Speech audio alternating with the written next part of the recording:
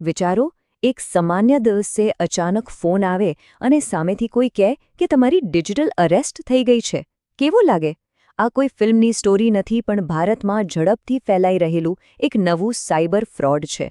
અહીં ડરનો ઉપયોગ એક હથિયાર તરીકે કરવામાં આવે છે. તો ચાલો આજે આ ખતરનાક કૌભાંડની બધી પડતો ખોલીએ અને સમજીએ કે આનાથી બચવું કઈ રીતે. તમારું નામ મની લોન્ડરિંગ કેસમાં આવ્યું છે. તમે ડિજિટલ અરેસ્ટ હેઠળ છો.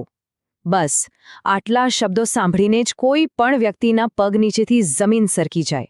અને કૌભાંડીઓ બરાબર આ જ ડરનો ફાયદો ઉઠાવે છે, જેથી સામેવાળી વ્યક્તિ ગભરાટમાં કશું વિચારી જ ન શકે. 1,16,00,000 રૂપિયા. આ કોઈ કાલ્પનિક આંકડો નથી. મુંબઈના એક વૃદ્ધ વ્યક્તિએ આ કૌભાંડમાં આટલી મોટી રકમ ગુમાવી દીધી. આ એક જ ઘટના આપણને ચેતવવા માટે પૂરતી છે કે આ ખતરો કેટલો વાસ્તવિક અને કેટલો ગંભીર છે. મુંબઈના પીએમ મથાઈ આ કૌભાંડનો ભોગ બન્યા. કૌભાંડીઓએ એમને એટલા ડરાવ્યા કે એમણે પોતાનું 2.5 કરોડનું ઘર માત્ર 1.25 કરોડમાં વેચી દીધું. આ ઘટના આપણને બતાવે છે કે ડરના માર્યા માણસ કેટલો લાચાર બની શકે છે. તો સવાલ એ છે કે આ કૌભાંડીઓ લોકોને પોતાની જાળમાં ફસાવે છે કેવી રીતે? ચાલો એમની આખી કાર્યપદ્ધતિ, એમની મોડસ ઓપેરાન્ડીને સમજીએ, જેથી આપણે બધા સતર્ક રહી શકીએ. તો આ કૌભાંડનો પાયો 2 વસ્તુઓ પર છે: ડર અને ખોટી ઓળખ. આ ગુનેગારો સીબીઆઈ, ઈડી અથવા પોલીસ જેવા મોટા સરકારી અધિકારીઓ હોવાનું ઢોંગ કરે છે. કેમ? જેથી એમનો શિકાર એમના પર સહેલાઈથી વિશ્વાસ કરી લે અને તરત જ ડરી જાય. આ લોકોનું કામ કરવાની એકદમ પાક્કી રીત છે, 4 સ્ટેપ્સમાં. પહેલું, એ લોકો સરકારી અધિકારી હોવાનો ડોળ કરે છે. બીજું, તમારા પર કોઈ ગંભીર આરોપ લગાવે છે. ત્રીજું, વિશ્વાસ જીતવા માટે નકલી પોલીસ સ્ટેશન બતાવીને વિડિયો કોલ પર લે છે. અને ચોથું, અને સૌથી છેલ્લું, ડરાવી ધમકાવીને પૈસા પડાવે છે. સમસ્યા તો આપણે બરાબર સમજી લીધી, પણ હવે વાત કરીએ એના ઉકેલની, જે જાણવું આપણા બધા માટે ખૂબ જ જરૂરી છે. હવે જે વાત છે એને બરાબર મગજમાં બેસાડી દેજો. ભારતમાં ડિજિટલ અરેસ્ટ જેવો કોઈ કાયદો જ નથી. આ શબ્દ જ બોગસ છે. જો કોઈ પણ વ્યક્તિ આ શબ્દનો ઉપયોગ કરે તો તરત જ સમજી જવાનું કે એ છેતરપિંડી છે. બસ આ એક હકીકત આ કૌભાંડીઓને આખી રમત બગાડી શકે છે. આ નંબર અત્યારે જ ફોનમાં સેવ કરી લો. આ રાષ્ટ્રીય સાયબર ક્રાઇમ હેલ્પલાઇન નંબર છે. કોઈ પણ પ્રકારના ઓનલાઇન ફ્રોડનો શિકાર બન્યા પછી આ નંબર પર ફોન કરવો એ સૌથી પહેલું અને સૌથી મહત્વનું પગલું છે. ગોલ્ડન અવરનો કોન્સેપ્ટ સમજવા જેવો છે.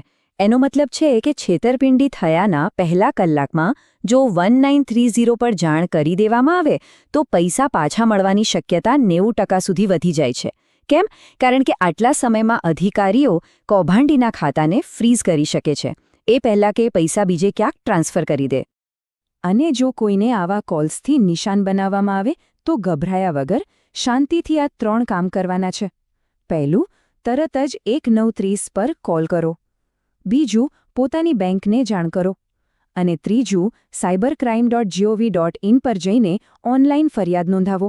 યાદ રાખજો, જેટલી ઝડપ તેટલી સફળતાની શક્યતા વધુ. તો એક તરફ આ કૌભાંડીઓ છે, તો બીજી તરફ આપની સુરક્ષા માટે કોણ ઊભું છે? ચાલો જોઈએ કે દેશની સુરક્ષા એજન્સીઓ શું કરી રહી છે અને આપણે પોતે આપની સુરક્ષા માટે શું કરી શકીએ છીએ. આ છે CERTIN, એટલે કે Indian computer emergency response team. સમજો કે આ આપણા દેશની સાયબર સિક્યોરિટીની કમાન્ડો ફોર્સ છે. આ જ એજન્સી આવા બધા કૌભાંડો સામે લડવા માટે રાષ્ટ્રીય સ્તરે કામગીરી સંભાળે છે. અને આ ટીમ ખાલી બેઠી નથી રહેતી. ટેકનોલોજીનો જવાબ ટેકનોલોજીથી જ અપાય છે.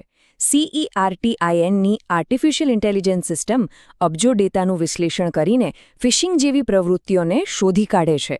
ફિશિંગ એટલે કે નકલી વેબસાઇટ કે ઈમેલથી તમારી અંગત માહિતી ચોરવાનો પ્રયાસ. આ સિસ્ટમ સમસ્યા થાય એ પહેલાં જ એને રોકવાનો પ્રયત્ન કરે છે. આ એક સતત ચાલતી લડાઈ જેવું છે. જેમ ચોર હોશિયાર થાય એમ તાળું પણ મજબૂત કરવું પડે. એટલે જ 2026થી RBI નવા, વધુ કડક નિયમો લાવી રહ્યું છે. આમાં સીધા બેન્કિંગ એપમાં જ OTP આવશે અને બિહેવિયરલ બાયોમેટ્રિક્સ જેવી નવી ટેકનોલોજી પણ આવશે.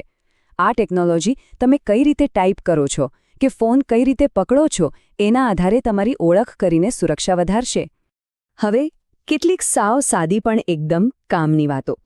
સૌથી મોટો નિયમ યાદ રાખજો, કોઈપણ સાચી સરકારી એજન્સી ફોન પર પૈસા નથી માંગતી, ક્યારેય નહીં. જો કોઈ ધમકી આપે તો ગભરાયા વગર સીધો ફોન કાપીને 1930 પર જાણ કરો. અને હા, પોતાના ફોનમાં રહેલી બધી બિનજરૂરી એપ્સને ડિલીટ કરવી એ પણ એક મહત્વનું સુરક્ષા પગલું છે. ચાલો આખી વાતને એકવાર ફટાફટ ફરીથી સમજી લઈએ, જેથી સૌથી મહત્વપૂર્ણ મુદ્દાઓ ક્યારે ભૂલાય નહીં. બસ આ 3 વાતો ગાંઠ બાંધીને રાખેલો. પહેલું, ડિજિટલ એરેસ્ટ એકદમ બોગસ છે, એ કોઈ કાયદો નથી. બીજું, કોઈ સાચો સરકારી અધિકારી ધરપકડ ટાળવા માટે ફોન પર પૈસા ક્યારે માંગશે નહીં. અને ત્રીજું, કોઈપણ મુશ્કેલીમાં પહેલો ફોન 1930 પર જ જવો જોઈએ. તો હવે આ જાણકારી આપણને મળી ગઈ છે, પણ એને ફક્ત પોતાની પાસે રાખવાનો કોઈ મતલબ નથી. આ જ્ઞાનનો ઉપયોગ કરીને આપણે આપણા પરિવાર, મિત્રો અને આસપાસના લોકોને આ પ્રકારની છેતરપિંડીથી બચાવી શકીએ છીએ. તો વિચારો, આ માહિતી સૌથી પહેલાં કોની સાથે શેર કરશો? કારણ કે યાદ રાખજો, જાણકારી જ સૌથી મોટો બચાવ છે. સતર્ક રહો અને સુરક્ષિત રહો.